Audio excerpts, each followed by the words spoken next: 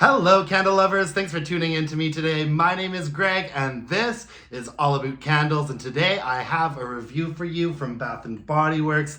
This one is Easter Candy Basket. Now, I think that this packaging is really cute. Once again, I think that they've got a label here that is a little bit busy, and the details kind of get lost. But I like the use of color. I like the opaque glass vessel, and I love the lid. I think this lid is really cute. It doesn't pick up so well on camera, but there's a bit of a glittery sparkle to this lid, which I thought was a really cute touch. And this was like their big sort of Easter candle this year. Like, they made a big deal out of this one. They made a pretty big deal out of the sweet carrot cake candle too.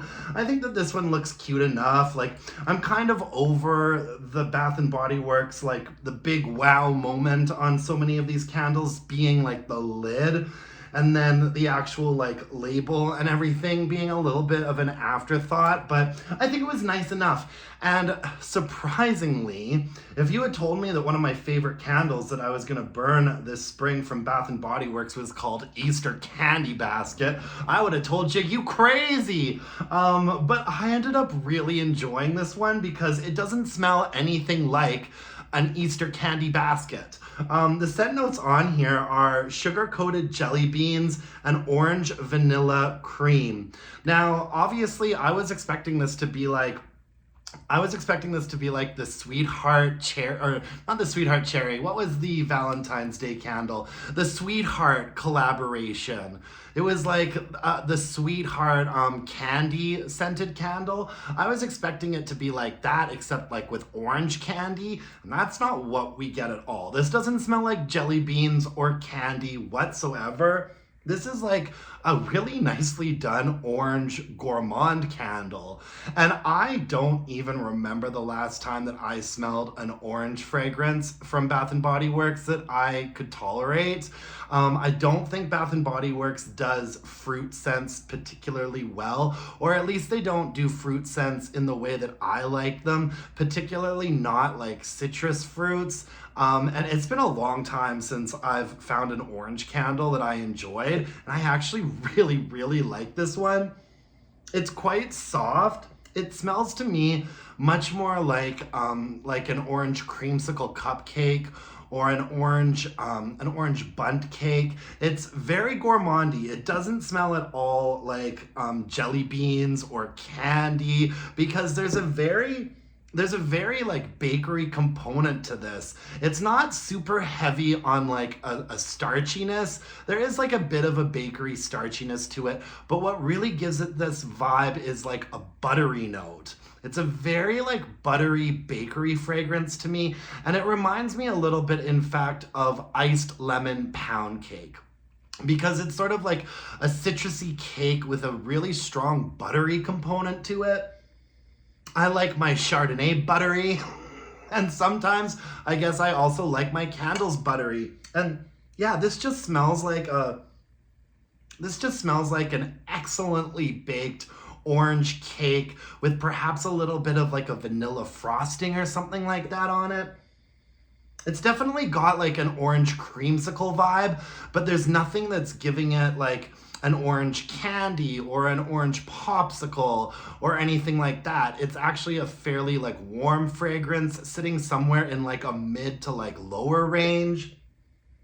And really all you pick up on, the top note is that orange, and then the base of it is sort of like this buttery bakery component. There's like a creamy, sort of smooth, sort of creamy vanilla sort of vibe. I really ended up liking this fragrance way more than I thought I would. Like I said, it's been a hot minute since I've enjoyed like an orange type of fragrance from Bath & Body Works, and so this was actually a really pleasant surprise for me. I liked it quite a bit. Performance-wise, it did okay. This is the way the wax looks right now. A little bit of discoloration at the end there, but for the most part, it was a really nice clean burn. I don't see any soot stains or anything on here. Oh, maybe just a little bit. We had a little bit of soot happening over here. It had thick ropey wicks on it and white wax.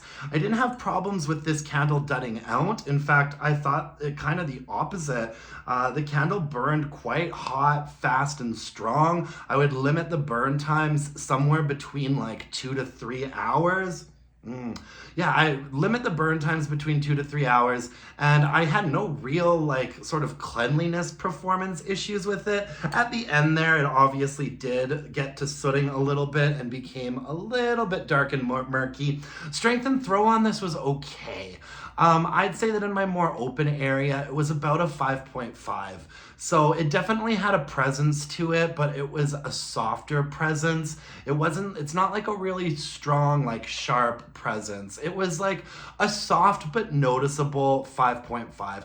I did put it in the bedroom for a little while just because I was curious to see how it would perform in there. And so in a more medium space, I'd say that it got up to probably about a 6, maybe even a 6.5. I remember there were a couple of times that I walked into the bedroom there and I was like, oh, okay, this candle's picking up some steam. I'd say that like really good, like deep, even wax pool burns in a medium space, it got up to like a 6 probably. I think that's probably the highest grade that I can give it. So not terrible. It was noticeable. You guys know that my sweet spot for candles is somewhere between a 7 or an 8. And so would I have liked for it to have been stronger? Yes. However, the way that candles go these days, I feel like this was acceptable, and I actually repurchased it.